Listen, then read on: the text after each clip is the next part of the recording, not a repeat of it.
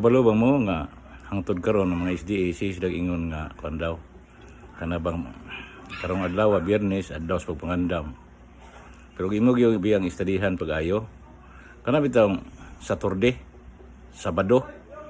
Ang Sabado nitong hana panahon sa mga Hudiyo. Ang Saturday nitong hana panahon sa mga paganong Romano. Pinagis mga Caesars ba.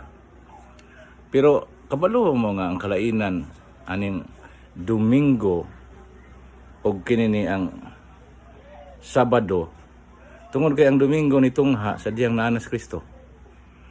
Sa diyang nabanhaw na Kristo iya para nigawas ang pulong Domingo.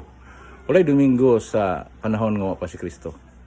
Usa kung Kristiyanos ka, Domingo gyud ka mosimba kay munay Kristiyanos kaayo nga adlaw gisigutan sa Ginoo nga kanang sa Hebreo 4:8 bitaw nga laing adlaw o kanang gisgutan sa kanang Exodo nga adlaw ipapahulay, rest day.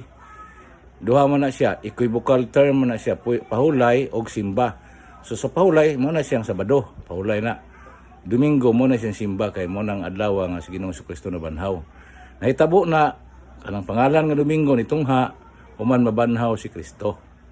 So mo timan-an sa mga igsoon nga sa SDA kay wingar sila Kristiyanos kung sila pero wala kay balo usay mga terminolohiya nga gipanggamit as Christian.